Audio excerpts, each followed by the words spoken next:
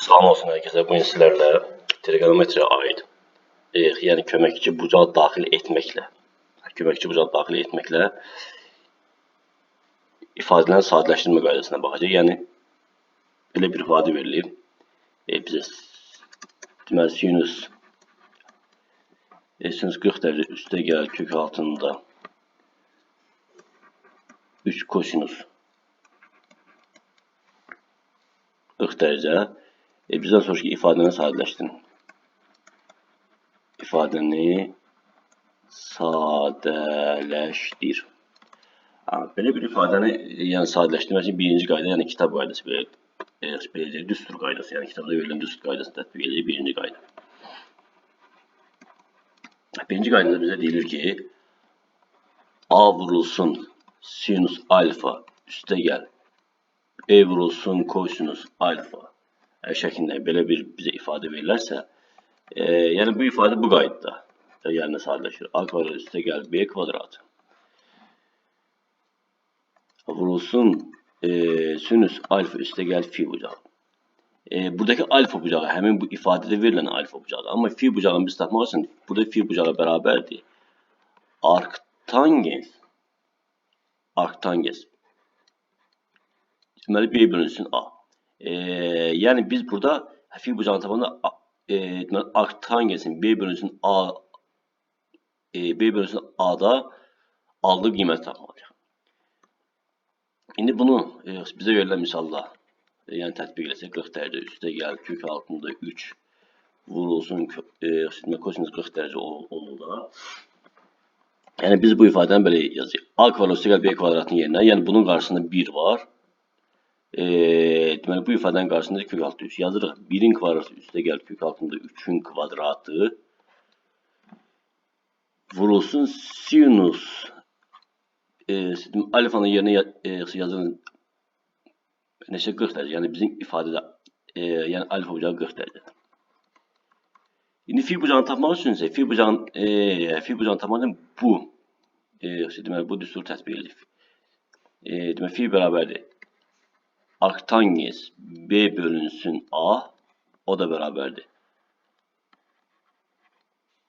Arktangens B'nin qarşısında. B'nin yerinə durur kök altında 3. A'nın qarşısında qalıb 1. Bu deyilir arktangens kök altında 3. Arktangens kök altında 3 alır neçədə 60 dərəcəsində.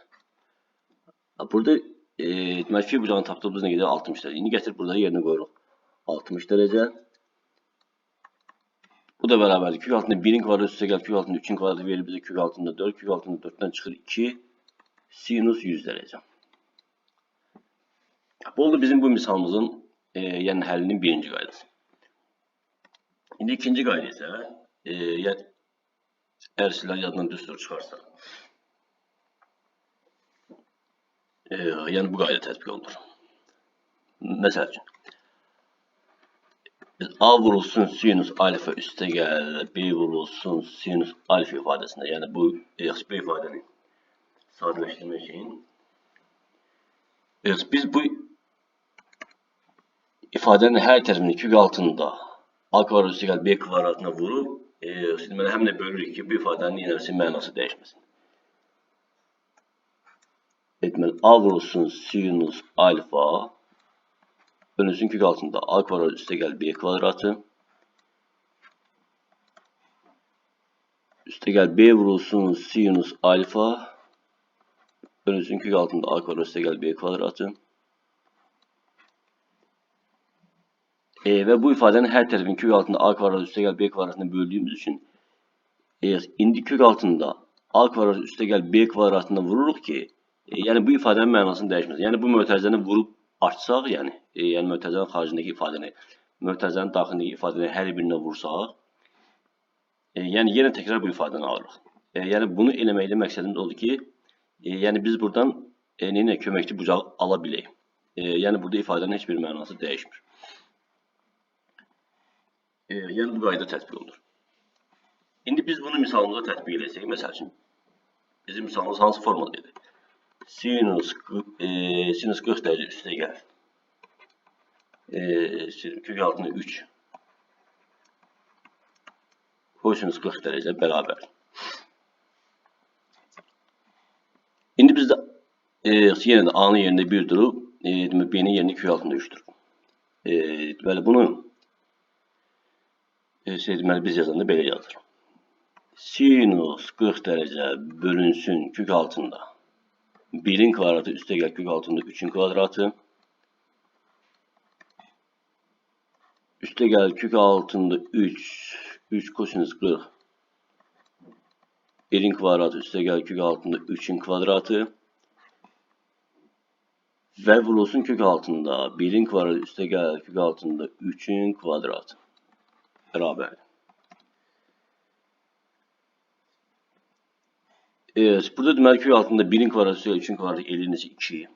Yəni bu ifadənin qiyməti kök altında 4, kök altında 4'dən çıxır neçə 2. Vurulsun. Sinus 40 derece. Yine həmin ifadədə yazılıb. Bölünsün 2'yi.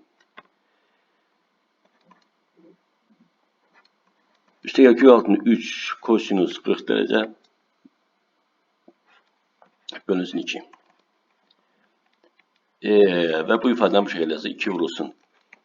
2'de 1. Sinus 40 derece. Üste gel kök altında 3 bölünsün 2. Vurulsun kosinüs 40 derece beraber. Şimdi biz bu ifadəni burada yazmış 2'de 1 vurulsun sinüs 40 derece. Üste kök altında 3 bölünsün 2 kosinüs 40 derece. Şimdi biz buradan iki bucağın cəminin sinusunu veya kosinusunu alması için biz burada 2'de 1'in yerine veya kök altında 3'ün yerine bu deməli 2'de 1'e ve kök altında 3 bölünsün 2'ye uygun olarak sinüs ve kosinüs deməli funksiyaları yazmaya.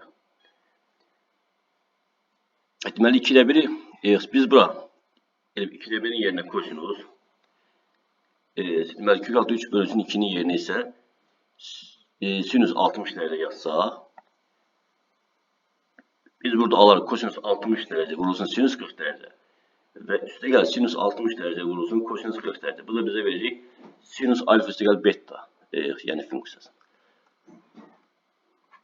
Bunu belə yazsaq 2'de 1'in yerine kosinüs 60 derece vurulsun sinüs 40 derece üste gel. Şimdi kök altı 3 bölünsün 2'nin yerine yazsaq sinüs 60 derece kosinüs 40 derece. Derece beraber 2 vurulsun. Şimdi kosinüs 60 vurulsun sinüs 40. Yani buna bir alfa desek, buna bir beta desek. Bu 60 derece bir alfa bucağı desek, buna bir beta bucağı desek. Bu demek kosinüs alfa vurulsun sinüs beta. Sinüs alfa vurulsun kosinüs beta düsturunu verir bize. Bu da bize vereceği ne? Hansı düsturu? Demek sinüs alfa üste gel beta düsturu. Şimdi bizde burada alfanın yerine 60 derece, beta'nın yerine 40 derece düştüğü için biz bu ifadəni belə yaza bilərik. 2 vurulsun sinus